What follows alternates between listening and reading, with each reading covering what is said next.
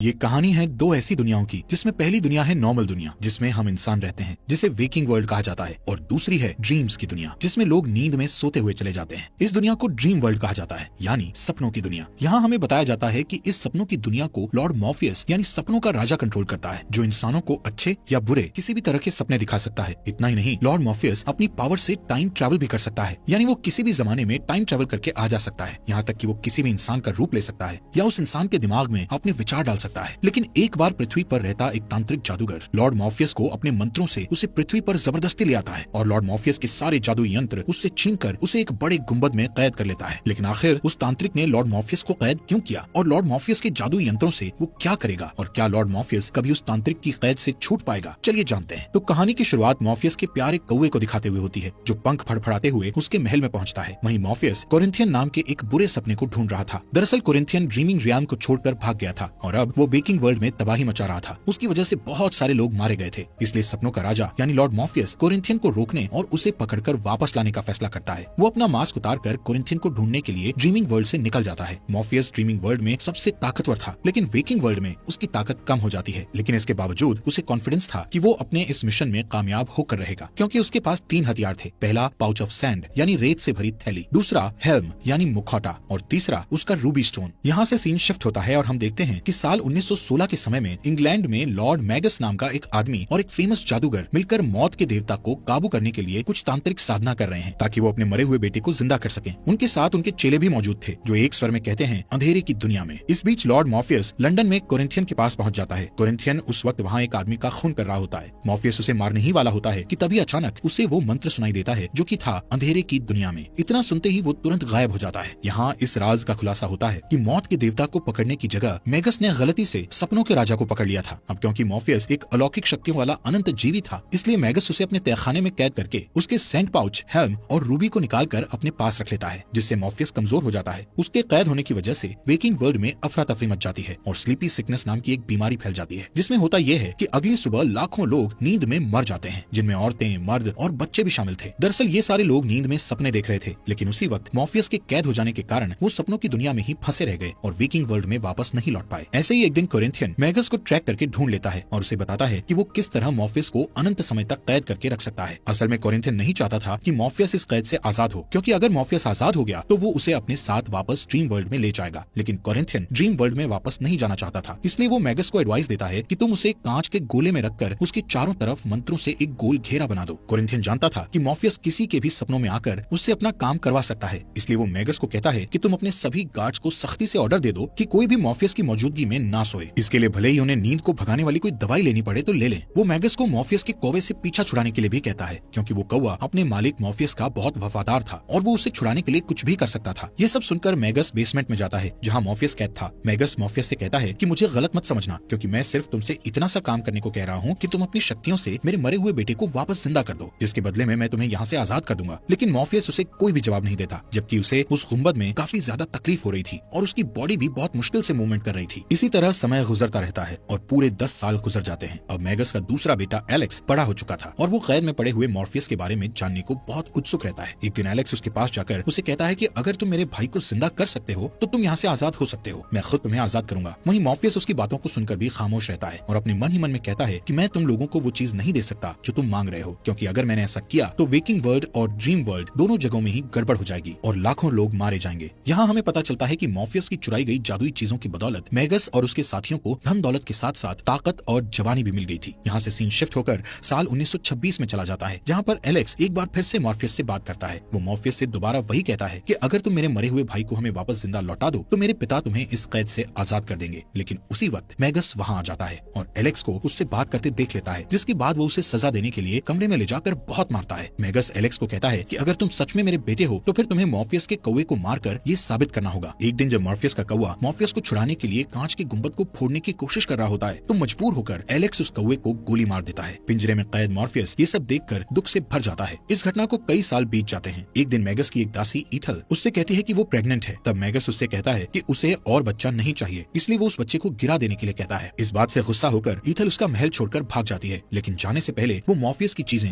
Ruby, रेत की थैली और उसका हेल्म भी अपने साथ ले जाती है। जब मैगस को ये पता चलता है तो वो गुस्से से पागल हो जाता है और उन चीजों को वापस पाने के लिए मॉर्फियस के पास जाता है और उससे कहता है कि अगर मॉर्फियस उसे ढेर सारे पैसे और पावर के साथ साथ अमर बना दे तो वो उसे आजाद कर देगा। लेकिन मॉर्फियस इस पर भी कुछ नहीं कहता। तो फ्रस्ट्रेट होकर मैगस एलेक्स पर अपना गुस्सा निकालता है। उन दोनों में लड़ाई होने लगती है जिसमें मैगस को धक्का लग जाता है और वो सर के बल जमीन पर गिर जाता है, जिससे तुरंत उसकी मृत्यु हो जाती है। इससे घबराकर एलेक्स गार्डन में चला जाता है जहाँ उसकी मुलाकात पॉल नाम के एक वर्कर से होती है। पॉल उसे दिलासा देता है और एलेक्स से कहता है कि उसे मॉर्फियस के पास जाना चाहिए और उससे हेल्प मांगना चाहिए, पर एलेक्स कहता है कि उसने मॉर्फियस के कौवे को मार डाला था, इसलिए इस वक्त उससे हेल्प मांगना सही नहीं होगा। इस तरह कई साल और गुजर जाते हैं और मॉर्फियस को कैद में पड़े हुए 104 साल बीत जाते हैं। पॉल और एलेक्स दोनों बूढ़े हो चुके थे, उनके पूरे शरीर में झुर्रियां पड़ चुकी थी, लेकिन वो दोनों अब भी मॉर्फियस के साथ सौदेबाजी करना चाहते थे। एक दिन पॉल एलेक्स को व्हील चेयर में बिठाकर उसी जगह आता है जहाँ मॉर्फियस कैद था और उसके चारों तरफ बने हुए घेरे को जानबूझकर तोड़ देता है ताकि सपनों का देवता मॉर्फियस अपने पावर्स को यूज कर सके। उनके जाने के बाद मॉर्फियस वहाँ मौजूद गार्ड्स में से एक को अपनी शक्ति से सुलाकर उसके सपने में पहुंच जाता है। फिर वो उस गार्ड को गोली चलाकर कांच के गोले को तोड़ने पर मजबूर कर देता है। फिर जैसे ही मॉर्फियस कैद से बाहर निकलता है वो एलेक्स से बदला लेने के लिए उसे हमेशा के लिए सुला देता है, जहाँ उसे एक के बाद एक दूसरा डरावना सपना आता रहता है। अब मॉर्फियस 104 साल तक कैद में रहने के बाद वापस अपने ड्रीम वर्ल्ड में लौटता है तो वो ये देखकर हैरान रह जाता है कि वहाँ सब कुछ बदल चुका था। पहले वहाँ जो खूबसूरत महल था वो अब बुरे हाल में पहुंच चुका था। मॉर्फियस वहाँ के मेन लाइब्रेरियन लुसियन से मिलता है जो उसे बताता है कि वहाँ राजा के न होने से बहुत सारे लोग उस जगह को छोड़कर जा चुके थे। ये सब सुनकर वो बहुत दुखी हो जाता है और कसम खाता है कि वो अपनी इस दुनिया को फिर से बसाएगा और उसे अपना पुराना मुकाम दिलाकर रहेगा। दूसरी तरफ कोरिंथियन को एक घर में एक आदमी के साथ दिखाया जाता है। वो उस आदमी को मारने वाला होता है। कोरिंथियन को ये पता चल चुका था कि मॉर्फियस वहाँ से आजाद होकर जा चुका है और अब वो कभी भी उसे लेने आ सकता है। यहाँ पता चलता है कि कोरिंथियन के चेहरे पर आंखें नहीं थी, बल्कि आंखों की जगह छोटे छोटे दांत थे, जिन्हें देखकर ऐसा लगता था कि वो छोटे छोटे मुंह थे। इसी वजह से वो हर वक्त काला चश्मा पहने रहता था। वो जब भी किसी को मारता तो उनकी दोनों आंखें निकाल लेता था। उधर ड्रीम वर्ल्ड में मॉर्फियस लुसियन से कहता है कि वो अपने हथियारों रूबी, सैंड पाउच और हेल्म के बिना कुछ नहीं कर सकता, इसलिए अपनी दुनिया को फिर से आबाद करने के लिए सबसे पहले उन हथियारों को ढूंढना होगा। अब सीन शिफ्ट होता है और हमें न्यूयॉर्क का बफलो एरिया दिखाया जाता है जहाँ बूढ़ी इथेल लोगों से छुपकर रहती है क्योंकि वो एक इंटरनेशनल क्रिमिनल बन चुकी थी और अलग अलग रूप बदलकर जी रही थी। एक दिन कोरिंथियन उसके पास आता है और उसे पार्टनरशिप का ऑफर देता है। क्योंकि वो दोनों मॉर्फियस के दुश्मन थे इसलिए इथेल उसकी बात मान लेती है। फिर वो दोनों उस सिचुएशन से निपटने के लिए प्लानिंग करते हैं। इथेल झूठ बोलती है कि उसे मॉर्फियस के हथियारों के बारे में कुछ नहीं पता, लेकिन तभी कोरिंथियन उसके बेटे को वहाँ से ले आता है जिससे ये साबित हो जाता है कि इथेल उसे जितना होशियार समझ रही थी कोरिंथियन उससे कहीं ज्यादा होशियार था। इस बीच मॉर्फियस अपने महल में सबको बताता है कि उसे अपने हथियारों को पाने के लिए उन तीनों देवियों को बुलाना पड़ेगा जिन्हें फेट कहा जाता था, लेकिन उन्हें बुलाने के लिए उसे किसी पावरफुल चीज की जरूरत थी जिससे वो पावर को अपने अंदर उतार सके। इसके लिए वो अपने 2 ड्रीम ब्रदर्स के पास जाता है और उनसे वो गिफ्ट वापस मांगता है जो उसने उन्हें बरसों पहले दिया था। वो गिफ्ट एक प्यारा सा डायनासोर था जिसका नाम ग्रेगरी था। दोनों भाई ग्रेगरी से बहुत प्यार करते थे और उसे देना नहीं चाहते थे, लेकिन ग्रेगरी खुद अपने मालिक की खातिर अपनी कुर्बानी देने के लिए तैयार हो जाता है। इसके बाद मॉर्फियस अपने घुटनों पर बैठ जाता है और ग्रेगरी की आत्मा को अपने अंदर उतार लेता है। अब उसके पास इतनी शक्ति आ चुकी थी कि वो फेट का सामना कर सकता था। इसके लिए वो एक नई जगह पर पहुंचता है जिसे ड्रीम ऑफ अदर्स कहा जाता था। इस दुनिया को उसने नहीं बनाया था, उसका बनाने वाला कोई और था। वहाँ पहुंचने पर उसे एक अजीबो गरीब सांप मिलता है जिसकी मदद से उन तीनों देवियों को अपने पास बुलाता है। वो देवियां मॉर्फियस के हाथों से उस सांप को ले लेती है और उसके बदले में उसे उसकी हर चीज के लिए क्लू देती है। वहाँ मॉर्फियस को पता चलता है कि उसके रेत की थैली को लंदन में बेच दिया गया था। उसे आखिरी बार जोना कॉन्स्टेंटाइन नाम की एक जादूगर ने खरीदा था। उसके हेल्म को नर्क में एक राक्षस को दे दिया गया था जिसके बदले में देने वाले को एक जादुई ताबीज मिला था जो कि उसकी रक्षा के लिए काफी था, और उसकी रूबी एक माँ ने अपने बेटे को गिफ्ट कर दिया था। इस तरह उसकी तीनों चीजें अलग अलग जगह पहुंच गई थी। उधर बफलो में ईथल अभी भी यही कहती है कि उसे मॉर्फियस की चीजों के बारे में कुछ खबर नहीं है, पर सच्चाई ये थी कि रेत की थैली और हेल्म का सौदा उसी ने किया था ताकि यूएस में वो एक नई जिंदगी शुरू कर सके। और जब उसका बेटा बूढ़ा हो गया तो उसने अपनी माँ से रूबी को ले लिया ताकि वो कभी न मरे। कोरिंथियन उसके झूठ को सुनकर उसकी आंखें काटकर निकालने की तैयारी करता है, और तभी ईथल कहती है कि उसे मॉर्फियस के हथियारों की जरूरत नहीं है क्योंकि उसके पास उसका खुद का हथियार है। ये कहकर वो अपने तावीज को निकाल कर दिखाती है और उसे देखते ही कोरिंथियन तुरंत हवा में गायब हो जाता है। इसके बाद ईथल जेल जैसे एक हॉस्पिटल में जाती है जहाँ उसकी मुलाकात उसके बेटे जॉन से होती है जो बूढ़ा हो चुका था। वो उसके इलाज के बारे में जानकारी लेती है और उससे बात करने की कोशिश करती है, पर वो कोई बात नहीं करता। इस बीच ड्रीमिंग रैल में मॉर्फियस लुसियन को बताता है कि वो अपनी रेत की थैली लाने के लिए लंदन जा रहा है ताकि वो इतना स्ट्रॉन्ग हो जाए कि नर्क में जाकर वहाँ से अपना हेल्म वापस ला सके। जैसे ही वो वहाँ से निकलता है ईथल के जादुई तावीज के कारण कोरिंथियन को ड्रीमिंग रैल में फेंक दिया जाता है। लुसियन उसका स्वागत करता है और उसे वेकिंग वर्ल्ड से दूर रहने के लिए कहता है, पर कोरिंथियन जिद पर अड़ा रहता है और वापस वहाँ जाने की कोशिश करता है। इस बीच मॉर्फियस लंदन पहुँच जाता है और उस जादूगर जोना कॉन्स्टेंटाइन से मिलता है जिसके पास वो रेत वाली थैली थी। वो उससे उस थैली का सौदा करने की कोशिश करता है, पर वो जादूगर इनकार कर देती है और कहती है कि उसे एक जगह झाड़ फूंक का काम करने जाना है। ये कहकर वो वहाँ से चली जाती है। वो एक चर्च में जाती है और देखती है कि एक अमीर राजकुमारी एक फुटबॉलर से शादी करने वाली थी। जोना कंफ्यूज होकर सोचती है कि आखिर उस कपल को झाड़ फूंक कराने की क्या जरूरत थी, पर तभी वो राजकुमारी के चीखने की आवाज सुनती है और उसे पता चलता है कि फुटबॉल प्लेयर पर किसी शैतानी ताकत का कब्जा था। उसके उसके मुंह से एक राक्षस निकलता है जो फुटबॉलर की अंतड़ियां निकाल देता है और फिर जोना की तरफ बढ़ता है। उसी वक्त मॉर्फियस वहां पहुंच जाता है और वो उस राक्षस को पहचान लेता है। मॉर्फियस और वो राक्षस आपस में बातें करने लगते हैं, जिसका फायदा उठाकर जोना अपनी जादुई शक्तियों से उस राक्षस को वापस नर्क में भेज देती है। इस घटना के बाद मॉर्फियस और जोना बाहर जाकर एक दूसरे से ढंग से बात करते हैं। मॉर्फियस अपनी रेत वाली थैली के बारे में पूछता है तो जोना उसे कहती है कि वो उस थैली के धागों को खोल नहीं पाई, इसलिए उसने उसे बेच दिया। ये सुनकर मॉर्फियस परेशान हो जाता है और कहता है कि उन्हें किसी भी तरह उस थैली को ढूंढना होगा, वरना सपनों की दुनिया का वजूद मिट जाएगा और अगर सपने ना रहे तो दुनिया में तबाही मच जाएगी। लेकिन जोना उसकी बात पर ध्यान नहीं देती और वहाँ से चली जाती है। उसके जाने के बाद मॉर्फियस की नजर उस कौवे पर पड़ती है जिसे लुसियन ने उसकी मदद के लिए भेजा था। वो अपना नाम मैथ्यू बताता है और उससे वादा करता है कि हर हाल में उसकी रक्षा करेगा। उस रात मॉर्फियस जोना के सपने में आता है। जोना एक बुरा सपना देख रही होती है कि एक राक्षस उसे खींचकर नर्क में ले जा रहा है। तभी उसकी नींद खुल जाती है और वो मॉर्फियस को अपने कमरे में पाती है। मॉर्फियस उसे बताता है कि वो सपने में उसका पीछा करते हुए वहाँ पहुंचा था और उसकी हेल्प करना चाहता था। जोना कहती है कि उसे रोज डरावने सपने आते हैं, तो मॉर्फियस उससे वादा करता है कि वो उसे डरावने सपनों से छुटकारा दिला देगा। इस पर जोना मान जाती है और थैली ढूंढने में उसकी मदद करती है। जोना अपने ऑफिस में थैली को ढूंढती है और इस बीच मॉर्फियस के हाथ एक तस्वीर लगती है जिसमें जोना के साथ उसकी गर्लफ्रेंड रेचल दिखाई देती है। उस पिक्चर को देखकर जोना को याद आता है कि वो थैली उसकी गर्लफ्रेंड रेचल के यहाँ थी। उसी समय वो दोनों रेचल के यहाँ जाते हैं। रास्ते में जोना उसे बताती है कि वो वहाँ हाल ही में रहने आई थी। जब उसके सारे करीबी लोग एक एक करके मरने लगे तो वो रेचल को छोड़कर अलग रहने लगी ताकि रेचल सेफ रहे। जल्दी ही वो दोनों रेचल के घर पहुंच जाते हैं और ये देखकर हैरान रह जाते हैं कि रेचल पर उस रेत की थैली का जादुई असर हो रहा था। उसकी हालत बहुत नाजुक थी, वो बोल भी नहीं पा रही थी। दरअसल उसे रेत और उसकी वजह से आने वाली सपनों की लत लग चुकी थी और इसी कारण उसका शरीर गलता जा रहा था। मॉर्फियस रेचल से रेत की थैली ले लेता है और कहता है कि ये इंसानों के लिए नहीं है। इसके बाद वो निकलने की तैयारी करता है, पर जोना उसे अपनी गर्लफ्रेंड को ठीक करने के लिए कहती है क्योंकि उसी के रेत की वजह से उसकी ये हालत हुई थी। मॉर्फियस उसकी बात मान लेता है और उसे बाहर इंतजार करने को कहता है। फिर वो रेचल के ऊपर रेत डालकर उसे उसकी तकलीफों से छुटकारा दिला देता है। उसे आखिरी बार जोना का सपना आता है और फिर वो मर जाती है। उधर बफलो में ईथल अपने बेटे जॉन से कहती है कि उसने उन जादुई हथियारों को सिर्फ इसलिए चुराया था कि उसे उन चीजों से मदद मिल सके। वो कहती है कि जब मेगस के लोग उसे ढूंढ रहे थे तो उसने रूबी को छुपा दिया था और बाकी दोनों चीजों के बदले में उस जादुई ताबीज को खरीद लिया था जिसे वो अपने गले में पहने रहती थी। उसी ताबीज ने उसे अब तक जिंदा रखा था, लेकिन अब वो और जीना नहीं चाहती थी, इसलिए वो मॉर्फियस को उसकी रूबी लौटा देना चाहती थी और उम्मीद करती थी कि वो उन्हें माफ कर देगा। पर जॉन का कहना था कि उन्हें वो चीजें लौटाने के बजाय उनका इस्तेमाल करके सपनों की एक ऐसी दुनिया बनानी चाहिए जहाँ सपनों का राजा ना हो। उसके जवाब में ईथल कहती है कि रूबी के कारण कई लोग अपनी जान गंवा चुके हैं, जबकि वो रूबी इस लायक नहीं है कि उसे अपने पास रखा जाए। फिर वो अपनी ताबीज निकालकर जॉन को दे देती है ताकि उसे शांति मिल सके। ईथल कहती है कि इस ताबीज ने उसे 116 साल तक जिंदा रखा था और अब वो ताबीज जॉन को हमेशा के लिए जिंदा रखेगा। ताबीज के जाते ही ईथल का शरीर तेजी से बूढ़ा होने लगता है और वो जॉन की बाहों में दम तोड़ देती है। जॉन घबराकर चीखने लगता है। उसकी आवाज सुनकर एक गार्ड वहाँ आता है और ईथल की लाश को देखकर समझता है कि जॉन ने उसे मारा है और वो तुरंत उस पर गोली दाग देता है, पर वो गोली जॉन के शरीर से टकराकर वापस उस गार्ड को लगती है और वो तुरंत मर जाता है। इसके बाद जॉन उस बिल्डिंग से बाहर निकलता है जहाँ वो इतने सालों तक कैद था। वो बफलो की सड़कों पर खड़ा ठंड से कांप रहा होता है कि इतने में कोरिंथियन पीछे से आकर उसे अपना कोट पहनने को देता है। जॉन को लगता है कि वो एक अजनबी है, इसलिए वो कोट लेने से मना कर देता है, पर कोरिंथियन जिद करने लगता है। आखिरी सीन में हम देखते हैं कि मॉर्फियस जोना को बताता है कि उसकी गर्लफ्रेंड रेचल शांति से गुजर चुकी है और वो जोना को इस बात की गारंटी देता है कि अब से उसे कभी डरावने सपने नहीं आएंगे। ये सुनकर जोना वहाँ से चली जाती है। उसके जाने के बाद मॉर्फियस अपने कौवे मैथ्यू के साथ डिस्कस करता है कि उन्हें अब हेल में जाने की तैयारी करनी चाहिए।